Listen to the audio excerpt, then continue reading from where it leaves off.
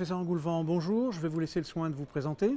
Bonjour, donc Denis Engoulevent, je suis cardiologue au CHU de Tours. Et si je vous ai demandé de venir devant notre caméra, c'est parce que vous êtes intervenu dans une session dans laquelle on va parler des anti-PCSK9. C'est une classe qui a déjà montré beaucoup de choses très intéressantes, mais on a l'impression qu'il y a autre chose derrière et qu'il y a de nouveaux médicaments qui vont arriver. Est-ce que vous pourriez nous faire un peu le point sur cette évolution ? Tout à fait. Donc, moi, j'avais pour mission dans une session les médicaments du futur de faire un peu le point sur ce qu'il y avait eu de nouveau récemment, ceci est en lien avec le futur très proche qu'on attend sur l'inhibition de PCSK9. Alors quelques points très nouveaux, très intéressants. D'abord pour l'inhibition de PCSK9, il y a les anticorps qu'on connaît, qui sont en développement, mais il y a d'autres types de molécules qui vont viser à inhiber PCSK9, soit en extracellulaire, avec des petites molécules, on appelle des petites molécules de synthèse, parce qu'on connaît le site actif de fixation de PCSK9 sur le récepteur du LDL, et donc il y a des petites molécules de synthèse développées pour le bloquer. On est dans les stades très précoces. Et puis il y a le blocage en intracellulaire de PCSK9 avec là deux types de produits, dont un qui se développe très vite. Il y a l'utilisation d'ARN interférent. Donc là, c'est un petit fragment d'ARN qui est complémentaire de l'ARN messager de PCSK9, qui est couplé à un complexe protéique, lui, de répression des gènes.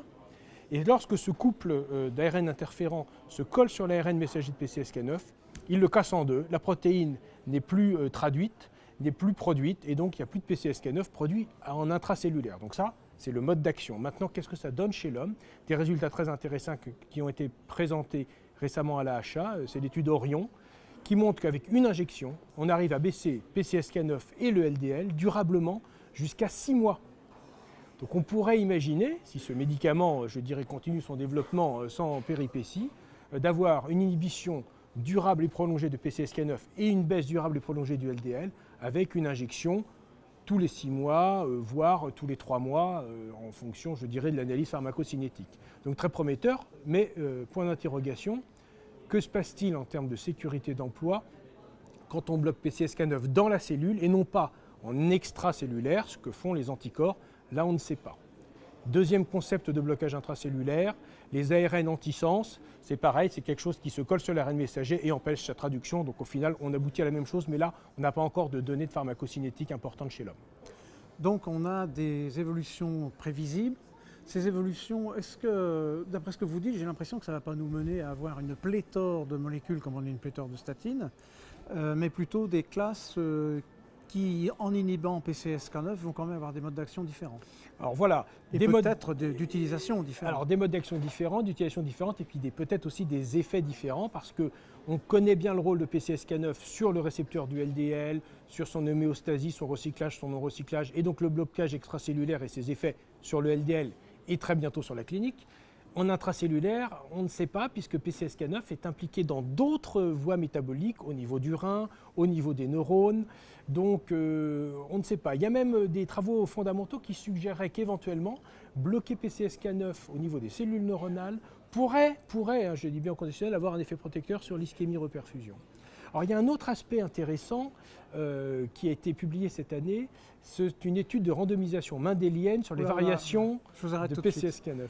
Chaque fois qu'on parle de randomisation mendélienne, il y a des gens qui ferment le bouton, qui tournent le bouton parce qu'ils ne comprennent rien. Donc je compte sur vous pour une explication limpide. On peut l'expliquer simplement. Ce sont des études observationnelles. On prend une grande cohorte de population et on teste chez eux les allèles de PCSK9 par exemple. Grande cohorte, c'est centaines de milliers. Oui, c'est 600 000 patients par exemple. Et puis on va tester les différences d'allèles de PCSK9. Et puis on a une moyenne. Et puis il y a ceux qui sont au-dessus de la moyenne et ceux qui sont en dessous de la moyenne. Et donc comme c'est une moyenne et même une médiane, vous avez votre population divisée en deux groupes. Ceux qui ont un peu plus de tel allèle et ceux qui ont un peu plus de l'autre allèle. Et donc ça va se traduire par un PCSK9 un peu plus efficace ou un peu moins efficace.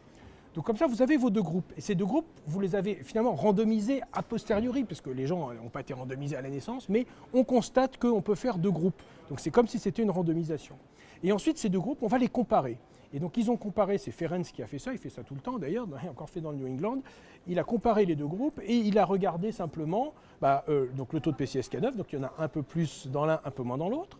le taux de LDL. Donc ceux qui ont plus de PCSK9 ont plus de LDL puisqu'ils ont moins de récepteurs finalement recyclés. Puis ceux qui ont moins de PCSK9, ils ont moins de LDL dans le sang circulant. Et puis là, regardez les événements cardiovasculaires. Évidemment, ça se suit.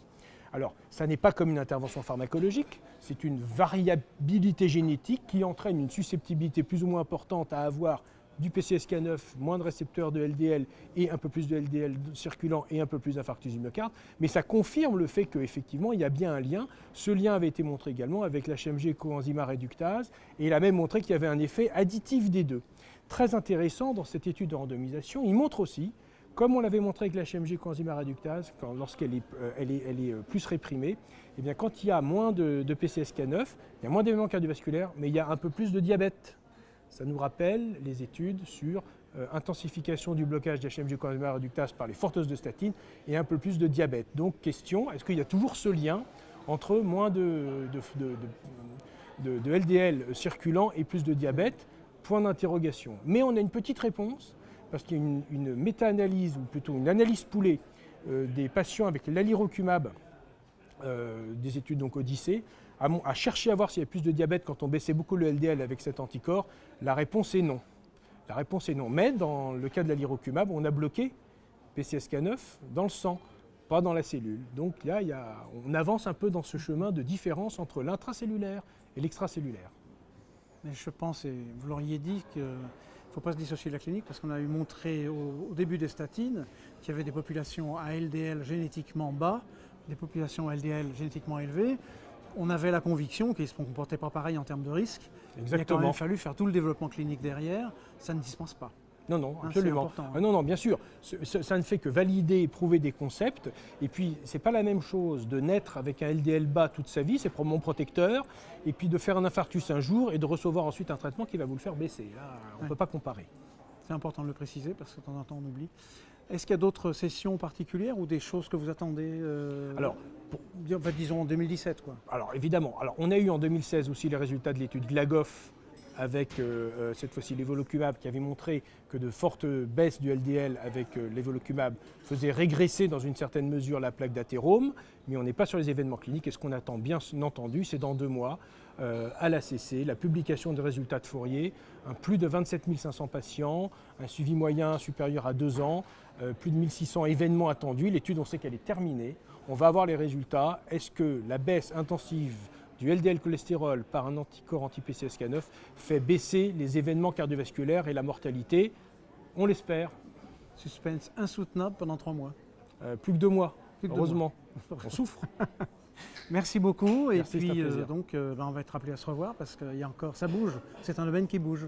Avec grand plaisir. Merci.